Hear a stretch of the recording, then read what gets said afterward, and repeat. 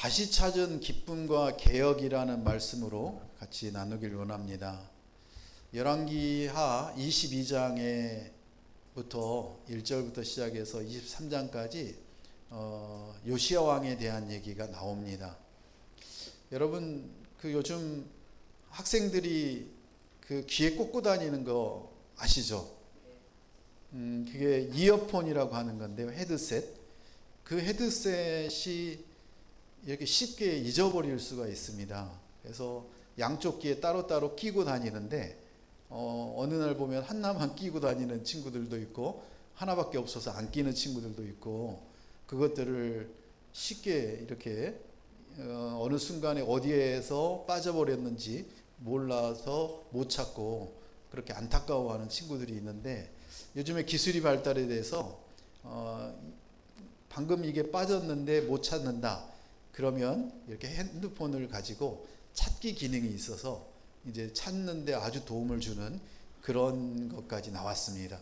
왠 줄 아세요? 갤럭시 보드 3가 나왔는데 프로가 가격이 얼마일 것 같아요? 그 작은 귀에 꼽는 거, 그 두 개. 라떼 세대는 주로 그런 이어폰을, 선으로 된 줄 이어폰을 핸드폰 살 때 주는 그걸 쓰는 걸로 만족합니다. 조금 발전이 되면 한 2, 3만 원짜리 정도 무선으로 된 블루투스를 중국의 알리바바나 테무에서 삽니다. 그런데 우리 아이들은 돈을 아끼지 않습니다. 무려 30만 원을 저지릅니다. 그거 귀에 꼽는 거 두 개가요 30만 원이에요. 싸지 않죠.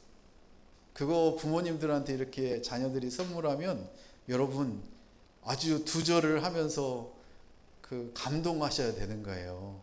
그런데 왜 그걸 나한테 주니? 라고 하시면 그 다음부터는 선물 안 해요. 그 비싼 거를 사서 부모님 드린다고 그렇게 끼워줬는데 그거를 하찮게 여기고, 그리고 나는 그런 거 안 써야 이러면 관계 끊어져요. 그러지 마시고 그냥 애물단지 만지듯이 아주 곱게 사용하세요. 그래도 어느 순간에 한쪽 귀가 빠져버려요. 그런데 밤새도록 그 비싼 거를, 비싸다는 걸 알면 그때부터는 라떼 세대가, 부모님 세대가 바뀌거든요.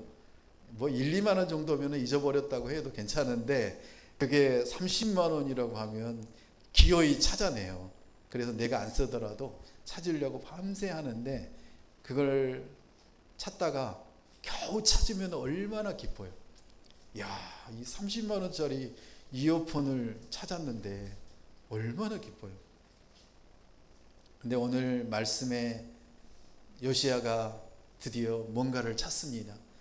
엄청난 걸 찾는데 우리가 그게 과연 엄청난 건지 알 수 있기를 바랍니다. 21장 16절을 같이 보겠습니다. 므낫세는 유다가 죄를 짓도록 만들어 그들이 여호와 보시기에 악을 행하게 한 일 외에도 죄 없는 사람들의 피를 흘리게 한 일이 무척 많았습니다. 그리하여 그 피가 예루살렘의 이 끝에서 저 끝까지 가득하게 됐습니다. 아몬은 자기 아버지의 모든 길을 답습해 자기 아버지가 섬기던 우상을 섬기고 숭배했습니다. 갑자기 오늘 22장 요시야에 대한 얘기를 하기 전에 므낫세 왕과 아몬 왕에 대한 얘기가 21장에 나옵니다. 우리가 북이스라엘과 남유다 왕을 통해서 가장 악한 왕 2명을 꼽아 보십시오. 첫 번째, 북이스라엘의 아하방. 네, 여로보암도 나빴지만 아하방이 성경에 보면 너무너무 악하고 독하고 하나님을 떠나고 우상을 숭배하고 정말 그 엄청난 일을 했던 아하방의 얘기가 나오고, 그럼 남유다는 누굴까요? 바로 여기 나온 므낫세입니다. 므낫세가 유다가 죄를 짓도록 만들었는데 여호와 보시기에 악을 행하게 한 일 외에 죄 없는 사람의 피를 흘리게 하는 엄청난 일을 했는데 어느 정도냐면 예루살렘의 이 끝에서 저 끝까지 가득하도록 죄 없는 사람을 죽였다는 겁니다. 하나님은 이 므낫세를 그냥 두시지 않습니다. 이 므낫세로 인해서 남유다가 망했다라고 할 수 있을 정도의 그런 엄청난 일이었습니다.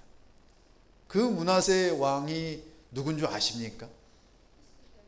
네, 지난 우리가 같이 나눴던 그 남유다 북이스라엘 왕 중에 가장 위대한 왕, 하나님이 칭찬한 왕, 그 왕이 누구냐면 바로 히스기야 왕이었습니다. 그 히스기야 왕을 뒤를 이어서 그 아들 므낫세가 왕이 됐는데, 그 므낫세가 세상에나 이런 악독하고 정말 극악한, 하나님을 떠나고 하나님 보시기에 악을 행한, 예루살렘의 이 끝에서 저 끝까지 정말 피로 가득하게 한 왕, 그 왕이 바로 므낫세, 히스기야의 아들.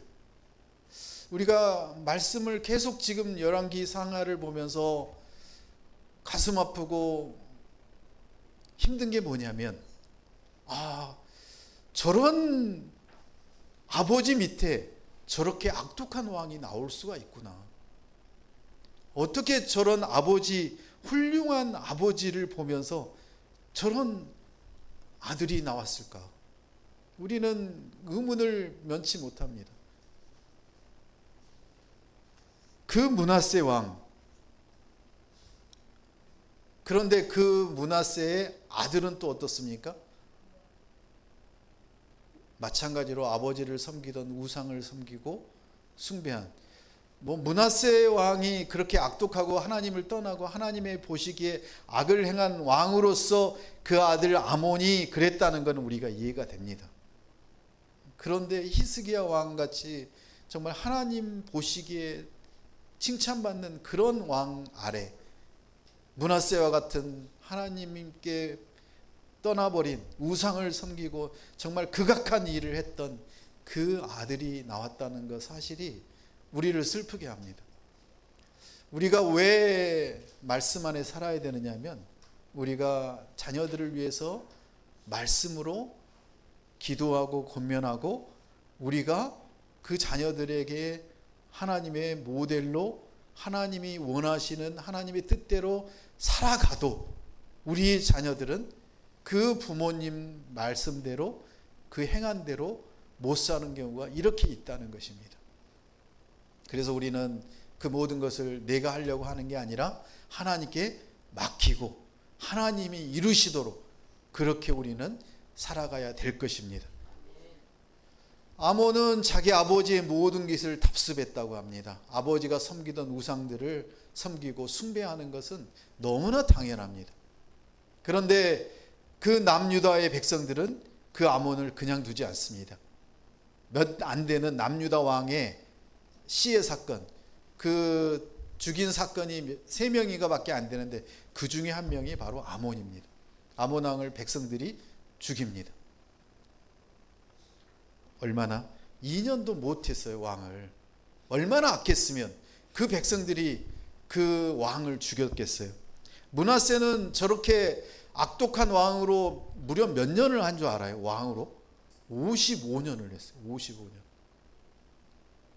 우리가 하루하루 살아가는 게, 한 주 한 주 살아가는 게 이렇게 힘든데, 저 므낫세가 55년 동안 이스라엘을 완전히 하나님을 떠나게 만들어 버렸고, 그 아들 아몬은 또 2년 동안 얼마나 악독하게 했는지 백성들이 그 아몬을 죽였습니다. 그러자 하나님이 개입하십니다. 그 왕을 죽였지만 하나님은 그 다윗의 족보를 벗어나서 왕을 세운 게 아니라 그 다시 자녀를 세우셨습니다. 그 왕이 누군지 아십니까? 바로 요시야 왕입니다. 22장 1절을 보겠습니다. 시작. 요시야는 8세의 왕이 돼 예루살렘에서 31년 동안 다스렸습니다. 요시야는 여호와 보시기에 올바른 일을 했고 자기 조상 다윗의 모든 길을 걸었으며 좌로나 우로나 치우치지 않았습니다. 그 아몬을 죽이고 나서 이제 왕가에 찾아보니까 요시야가 있는데 요시야가 8살밖에 안 된 거예요. 너무나 서글픈 일이죠. 준비되지 않는 왕, 8살의 왕이 돼서 정말 그 할아버지 아버지의 살았던 그 모습대로 살아갈 수도 있었을 텐데 그 주변에 제사장들과 대제사장들과 신앙으로 말씀으로 살았던 그 사람들로 인해서 이 요시야 왕은 8살의 왕이 됐지만 얼마나 잘 자랐는지 요시야가 하나님 보시기에 여호와 보시기에 올바른 일을 했고 그리고 조상 다윗의 모든 길을 걸었다고 합니다. 그래서 하나님의 평가는 뭡니까? 좌로나 우로나 치우치지 않았다고 합니다. 하나님의 놀라운 칭찬입니다. 여호와 보시기에 올바른 일을 행했고 다윗의 모든 길을 걸어갔으며 좌로나 우로나 치우치지 아니한 저 멋진 왕 요시야 왕, 저 요시야 왕을 칭찬한 것처럼 여러분과 여러분의 자녀들도 하나님이 여호와 보시기에 올바른 일을 행했고 다윗의 길을 모든 길을 걸어갔고 좌로나 우로나 치우치지 아니한 너의 자녀라고 칭찬받는 그런 하나님의 가족 되시길, 가정 되시길 축복합니다. 하나님은 얼마나 이렇게 감사한 일입니까? 역대하 34장을 보면 요시야 왕에 대해서 조금 더 구체적으로 나왔습니다. 역대하 34장 3절을 보면 뭐라고 얘기를 하느냐면 그가 다스린 지 8년째 되던 어린 요시야가 조상 다윗의 하나님을 찾았다고 합니다. 8년이 지났으니까 16살이잖아요. 청년의 때 지금 고등학교 정도 되는 나이에 이 요시야는 왕이 8년이 지났지만 그때 누구를 찾았다고요? 하나님의 그 놀라운 축복, 다윗의 약속을 언약했던 그 다윗을 찾고 다윗을 연구하고 다윗이 살았던 대로 살기 위해서 그렇게 하나님께 온전히 매달렸던 그 요시야 왕입니다. 그리고 12년 되는 12년이면 18살 때 시작했으니까 20살이죠. 자, 장성한 20살 대학생이 됐습니다. 그 20살 때는 어떻게 했느냐면 유다와 예루살렘에서 산당과 아세라상과 조각해 만든 우상들과 부어 만든 형상들을 어떻게 했다고요?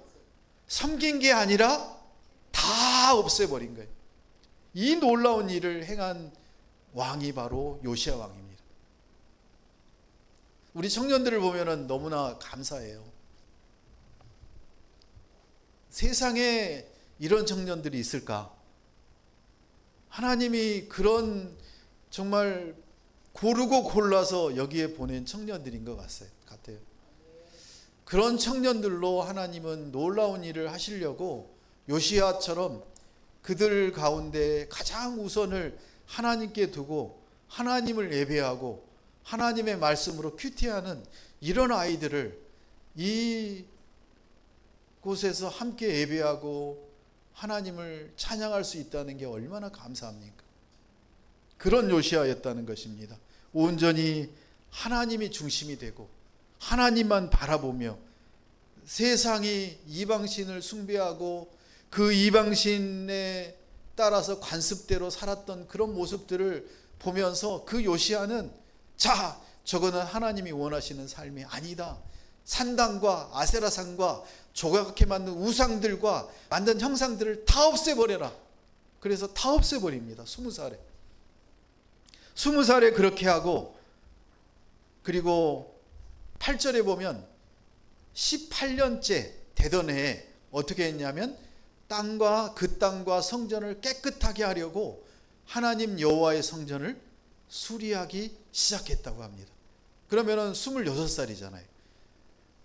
자, 16살에 다윗의 길을 쫓고 20살에 모든 산당과 우상과 형상들을 다 없애버리고, 만약에 요시야가 8살 때 아장아장 걷는 초등학교 들어가는 그 나이에 자, 나는 다윗의 길을 가려고 하니까 우상들을 다 제해버려라 라고 했을 때 됐을까요? 불가능하잖아요.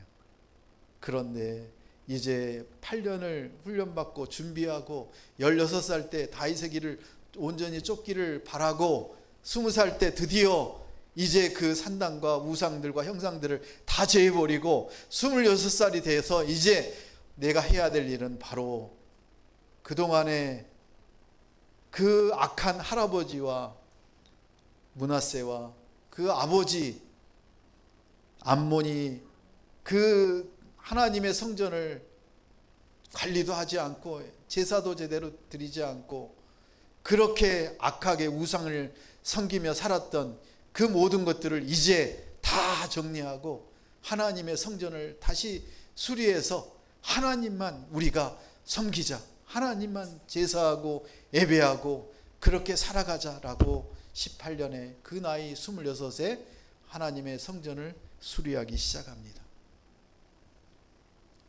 이 얼마나 큰 은혜입니까? 우리의 인간의 힘으로는 불가능한 일입니다. 하나님은 하나님의 뜻대로 하나님의 방법으로 하나님의 나라를, 하나님의 백성들을 이끌어 나가고 계신 것입니다. 8절 보겠습니다. 8절 22장 8절을 보겠습니다. 시작. 대제사장 hil기야가 서기관 사반에게 말했습니다. 내가 여호와의 성전에서 율법책을 발견했습니다. 그가 사반에게 율법책을 주었고 사반은 그것을 읽었습니다. 그러고 나서 서기관 사반은 왕에게 제사장 hil기야가 책 한 권을 주었습니다 하고 왕 앞에서 그것을 읽었습니다. 왕은 율법책에 있는 말씀을 듣고 자기 옷을 찢었습니다. 그 성전을 26살에 이제 수리하라고 했는데 그 성전에 들어가서 이제 여기저기 수리하고 정리하고 또 복원하고 하는 과정 중에 대제사장인 hil기야가 어떤 것을 했습니까? 율법책을 발견했습니다. 그 율법책이 아마도 신명기였을 거라고 추측을 합니다. 그 신명기에 나와 있는 말씀은 무엇입니까? 하나님이 그 민족을 살려서 그 애굽 이집트에서 구원해 내셔서 이제 하나님의 백성으로 그렇게 구원하시고 약속하시고 하나님의 신실한 자녀로 삼으셨다고 하는 그 놀라운 역사를 기록해 놓은 게 바로 신명기입니다. 그 신명기를 읽고 그 신명기를 서기관 사반이 읽자 왕이 어떻게 했습니까? 자기 옷을 찢었습니다. 자기 옷을 찢었다는 얘기는 무엇입니까? 하나님, 제가 죄인입니다. 이 백성이 죄인입니다. 하나님을 온전히 제사하지 못하고 예배하지 못하고 우상을 섬기고 세상을 섬기고 세상의 방식대로 살아왔던 이 민족과 이 선진들을 용서해 달라고 회개하며 하나님께 울부짖는 그 표현이 무엇입니까? 자기 옷을 찢는 것입니다. 자기 옷을 찢고 하나님 앞에 다시 무릎 꿇고 회개합니다. 혼자 그랬겠습니까? 그 모든 백성들에게 하나님 앞에 나와 회개하고 하나님의 말씀을 따르라고 합니다. 말씀을 방치하고 심지어는 말씀을 잊어버리고 그 하나님의 말씀대로 살아오지 못한 그 민족과 그 모든 백성과 그 선진 왕들을 다 나의 잘못이고 내가 그 모든 잘못을 책임지겠습니다라고 하나님 앞에 회개하며 나아가는 요시야 왕의 이 모습이 바로 11절에 나와 있는 말씀을 듣고 자기 옷을 찢었다는 사실입니다. 8살에 왕이 되고 26살에 성전을 수리하라고 했을 때 그 수리하는 과정 중에 갑자기 하나님의 율법책이 발견됐다는 것은 이건 놀라운 사실 아닙니까? 그동안에 그 하나님의 성전이 온전히 예배하지도 못하고 정말 우상과 이방 신들을 모시고 거기에서 제사하는 그런 모습들을 우리가 말씀에 읽어보면 너무나 처참하지 않았습니까? 그 므낫세 왕의 그 처참한 모습을 우리가 보면서 그 백성들은 뭘 배웠겠습니까? 그들이 어떻게 살았겠습니까? 하나님을 등지고 세상의 방법으로 자기 좋을 대로 우상을 섬기며 또 한 발은 하나님을 이기는 척하면서 그렇게 살아가지 않았겠습니까? 율법책이 발견된 일이 이렇게 큰 일인가? 여러분은 생각할 수 있습니다. 아닙니다. 그 오랫동안 하나님의 말씀이 읽혀지지 않고 전해지지 않고 자기 좋을 대로 살았던 그 모습을 하나님은 얼마나 안타까우셨으면 요시야 왕을 세워서 성전을 수리하게 하시고, 성전을 수리하는 과정 중에 대제사장 hil기야가 그 헌금함을 보니까 헌금함을 이렇게 보는데 헌금함 안에 율법책이 있었다는 것입니다. 그 율법책을 보니 먼지가 자욱하고 정말 이게 율법책인지 뭔지도 모를 정도로 그렇게 발견되지 않았겠습니까? 그리고 그것을 들고 이제 서기관 사반을 통해서 왕께 전달을 합니다. 왕이 그 성경책을, 그 율법책을 읽고 듣고 하나님 앞에 온전히 매달립니다. 찰스 스펄전께서는 뭐라고 하느냐면, 하나님의 그 깊은 영적으로 얼마나 요시야 왕이 민감했으면 그 하나님의 말씀을 듣고 저렇게 자기 옷을 찢고 자기에게 모든 책임을 자기가 지겠다고 저렇게까지 했을까? 우리도 하나님의 말씀을 대합니다. 우리가 매일마다 큐티를 합니다. 그리고 주일날 말씀을 듣습니다. 그런데 요즘은 성경책이 어디 간지 모릅니다. 세상은 성경책을 이제 베스트셀러라고 하지만 그 성경책을 그냥 하나님의 말씀이 아니라 그냥 교양책이 되어버렸습니다. 세상 사람들에게 영향력이 없지만 하나님의 자녀들에게는 이 성경책이 하나님의 말씀으로 우리에게 읽혀져야 되지 않겠습니까? 우리가 그 율법책을 다시 발견하고 다시 큐티 안으로, 말씀 안으로 요시야처럼 들어가기를 축복합니다. 요시야가 회개했던 것처럼 이 말씀을 발견함으로, 말씀을 들음으로 우리의 삶이 완전히 180도 바뀌어지기를 축복합니다.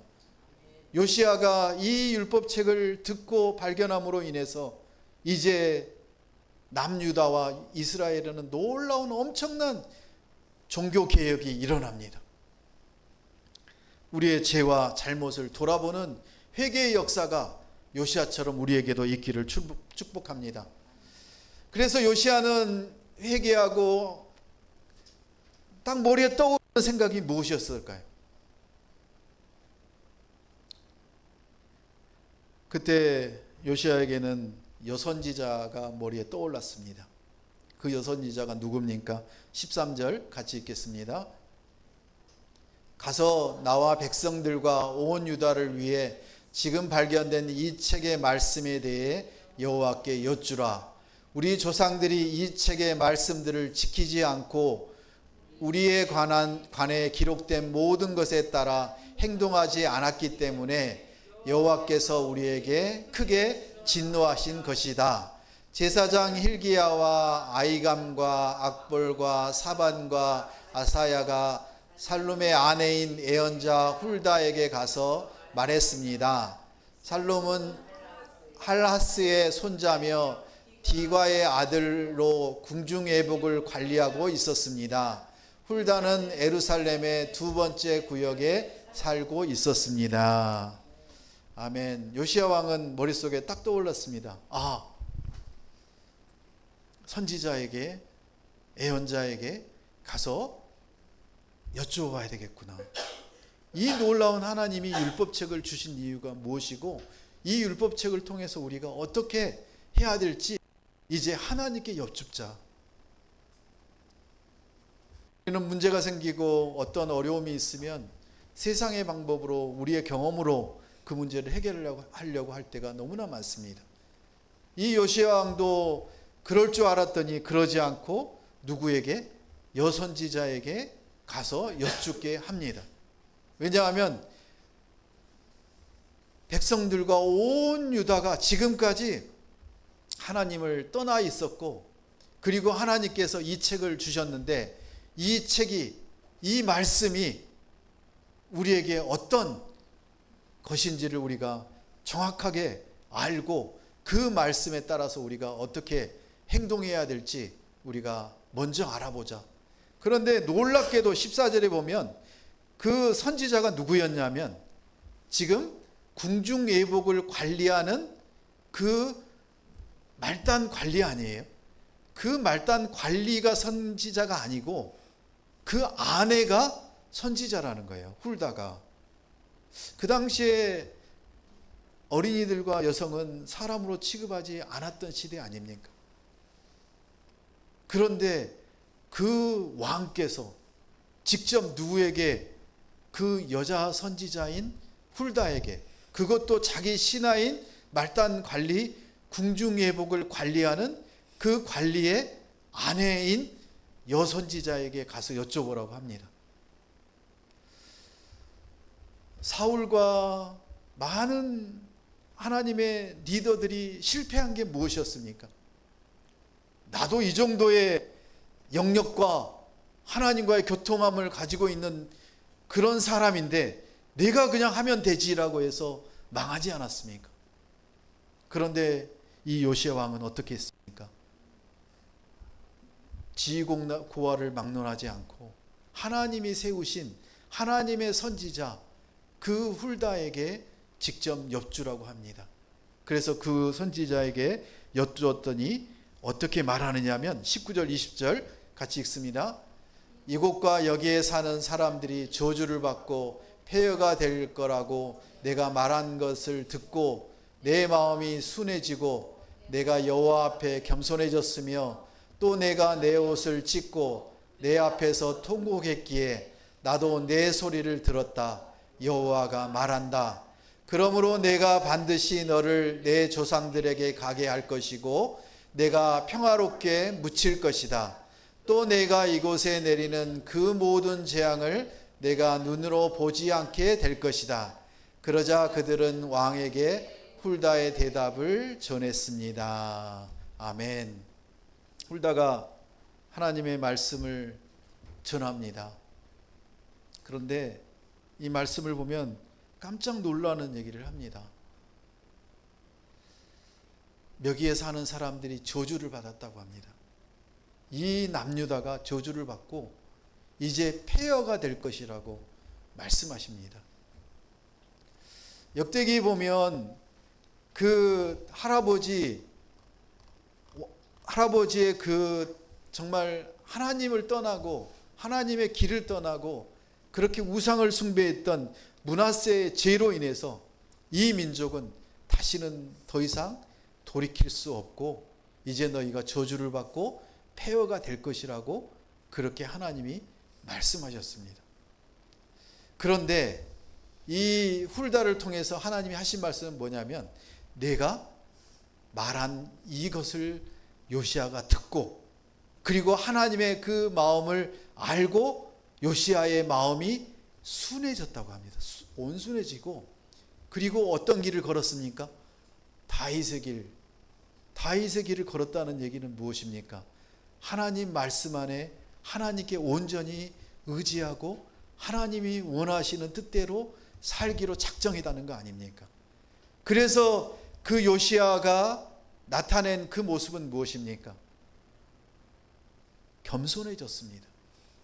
신실해졌습니다. 자로나 우로나 치우치지 않았다는 것입니다. 우리가 살아가면서 우리의 삶이 우리의 생각대로 우리의 원하는 것을 얻기 위해서 거짓말하고 남을 속이고 내가 원하는 대로 그렇게 살아가는 모습이 아니라, 내가 손해보고 내가 회사에서 잘릴지라도 어떻게 하라고요? 정직하게, 신실하게 그렇게 살라고 하십니다. 특별히 그렇게 사는 자녀들에게 하나님은 보호하십니다. 그런데 우리는 그렇게 살아가면서도 또 우리 안에 뭐가 나타납니까? 스몰스몰, 야, 내가 훌륭해서 내가 이렇게 예배를 드리고 내가 이렇게 정직하고 내가 회사에서 손해를 보고 내가 잘릴지라도 승진을 못할지라도 나는 이렇게 정직하게 하나님 말씀대로 살아가고 있어. 그게 하나님 덕이 아니라 내 능력이야. 내 지혜가 있어서 이렇게 하고 있는 거야 라고 하는 순간 어떻게 됩니까? 그 순간 넘어집니다. 우리의 교만이 하늘을 찌릅니다. 바로 이 요시야 왕도 결국에는 그렇게 해서 전쟁터에서 죽지 않았습니까? 하지만 이 요시야 왕은 하나님의 그 말씀을 듣고 마음이 지고 정직해지고 신실해지고 그 마음에 가장 소중한 마음, 겸손한 마음을 가졌다는 것입니다. 그리고 옷을 찢지 않았습니까? 하나님의 말씀을 듣고 하나님의 말씀을 발견하고 그 말씀을 들려주자 옷을 찢고 회개하며 하나님께 통곡하지 않았습니까? 그 통곡을 하나님이 못 듣는다고요? 오늘 훌다 선지자를 통해서 말씀하십니다. 뭐라고 하십니까? 너의 통곡을, 요시야의 통곡을 나도 들었다 라고 하나님은 말씀하십니다. 여러분이 그렇게 울부짖고 기도하는 그 기도를 하나님이 들으시고 하나님은 여러분의 그 삶 속에서, 여러분의 자녀의 삶 속에서 하나님의 뜻을 이루어 가십니다. 그렇지만 20절에 그렇지만 뭐라고 하십니까? 너는 죽을 것이다. 너는 죽을 것이다. 평화롭게 죽을 것이다. 뭐라고요? 하나님이 너 때에 너를 죽이는 게 아니라, 너 때에 이 남유다를 망하게 하는 것이 아니라 하나님이 하나님의 때에 이 남유다를, 이 이스라엘을 완전히 멸망케 할 것이다 라고 말씀하십니다. 하나님은 공의로운 하나님이십니다. 그 하나님의 공의와 우리가 놓치지 말아야 될 것은 그 하나님의 사랑을, 그 하나님의 은혜를 우리가 놓치지 말아야 됩니다. 우리를 너무너무 사랑하시지만 우리의 죄를, 우리의 우상숭배를 그냥 두지 않으십니다. 그래서 하나님은 우리를 사랑하시지만 그 공의를 이루시기 위해 우리에게 누구를 보내셨습니까? 예수 그리스도를 보내셔서 그 아들을 우리의 죄로 인해서 죽임을 당함으로 인해 그 죄의 대가로 그 아들이 십자가에 돌아가심으로 인해 우리가 다시 죄 가운데 승리하게 하시는 놀라운 그 은혜를 주시지 않았습니까? 이 요아스에게도 말씀하십니다.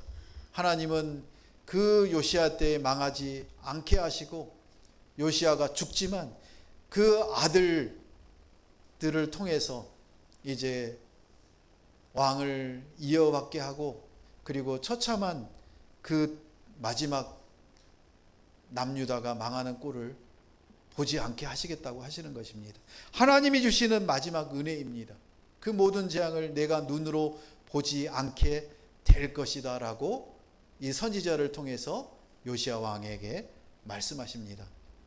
하나님이 요시야 왕을 세우시고 이 이스라엘의 남유다의 마지막 종교 개혁을 이루십니다. 그 종교 개혁을 통해서 우리에게 오늘 말씀하시는 그 말씀은 무엇입니까? 너희에게도 개혁이 필요하다. 너희에게도 요시야와 같은 회개가 필요하다. 너희가 찢어야 될 옷이 무엇이냐? 너희가 지금 떠나야 될 것이 무엇이냐? 나의 뜻이 무엇인지 이제 발견하고 나에게로 오지 않을래. 하나님은 오늘 우리에게 영적인 민감함을 원하십니다. 하나님의 말씀에 귀 기울이라고 말씀하십니다. 그럴 때 하나님은 요시야에게 주셨던 그 축복을 여러분과 여러분 자녀에게도 주시겠다고 말씀하십니다. 마지막으로 마지막이 아니군요. 이 일을 통해서 하나님이 엄청난 일을 이루십니다. 그게 바로 무엇이냐면 유월절을 기억하게 하십니다. 23장 21절 같이 읽겠습니다. 그러고 나서 왕은 온 백성들에게 명령을 내렸습니다. 이 언약책에 기록되어 있는 대로 우리 하나님 여호와를 위해 유월절을 지키라. 사사들이 이스라엘을 이끌던 사사 시대부터 이스라엘의 왕들과 유다의 왕들의 시대에 이르기까지 이렇게 유월절을 지킨 적은 없었습니다. 요시야 왕 18년에 예루살렘에서 여호와 앞에 이렇게 유월절을 지켰습니다. 아멘. 지금 요시야 18년에 26살에 그때 여호와 앞에 드디어 유월절을 이렇게 지켰다고 합니다. 그럼 그 전에는 어떻게 했다는 것입니까? 유월절이 아니었다는 것입니다. 왜 유월절이 중요하냐고요? 왜 유월절의 회복이 중요하냐고요? 유월절은 그 하나님의 백성을 노예로 살던 이스라엘 백성들을 다시 이끌어내어서 40년 동안 광야에서 완전히 개조를 시켜서 하나님의 백성으로 삼으시는 엄청난 일의 시작이 언제였냐면 바로 패스오버 유월절이지 않았습니까? 그 열 번째 마지막 재앙에서 그 장자들을 다 죽이는데 그 문설주에 양의 피를 바른 그 하나님의 장자들은 살리셔서 하나님이 그 백성을 구원하시는 그 구원의 역사가 바로 유월절 아닙니까? 그런데 그 유월절을 잊어버리고 살았다는 것입니다. 유월절을 잊어버렸다는 것은 무엇입니까? 하나님이 구원하셨다는 그 놀라운 구원의 역사를 그들이 잊어버리고 세상의 방법대로 세상의 방식대로 살았다는 것 아닙니까? 그런데 이 요시야가 다시 그 유월절을 기억하고 하나님이 이끄셨던 그 유월절의 원래의 모습대로 회복해야 하는 놀라운 역사를 일으켰다고 오늘 23장 21절 22절을 통해서 얘기하고 있습니다. 우리에게는 어떤 중요한 절기가 있습니까? 우리가 기억해야 될 것은 무엇입니까? 여러분을 하나님이 부르시고 여러분을 구원하셨던 그 감격을 지금까지 가지고 계신 분 계십니까? 하나님이 오늘 말씀하십니다. 너희가 구원을 받았던 그 구원의 감격이 오늘 요시야가 유월절을 다시 회복해 한 것처럼 너희도 그렇게 오늘 회복되기를 원한다라고 말씀하십니다.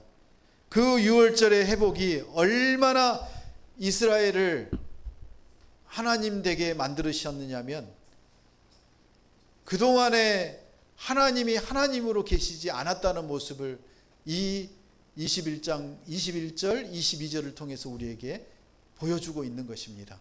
하나님이 살아계시고 하나님이 우리와 함께 하신다는 그 사실을 망각하고 자기의 생각대로 자기의 방법대로 살아왔던 그 민족을 보면서 이 요시야 왕은 하나님께 온전히 붙들려서 하나님의 그 은혜를 그 구원의 역사를 온 백성들이 기억하게 하십니다.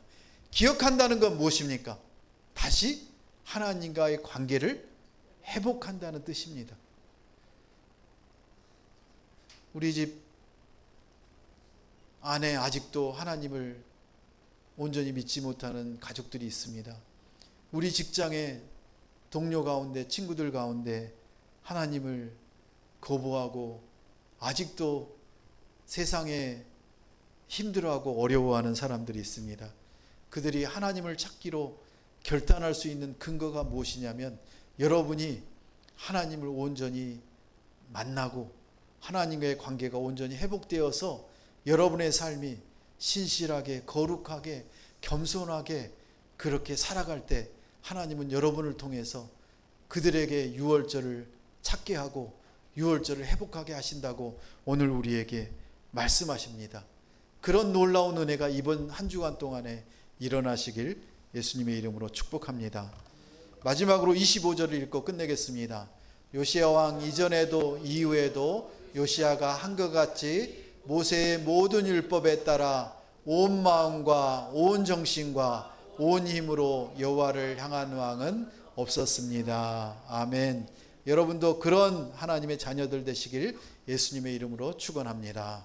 함께 기도하겠습니다.